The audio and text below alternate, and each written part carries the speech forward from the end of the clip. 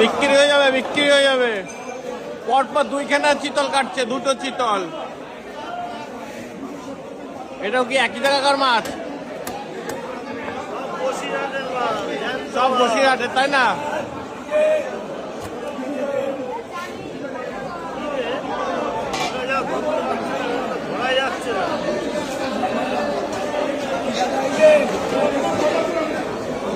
পিছলা, হ্যাঁ, অতিরিক্ত পিছলা।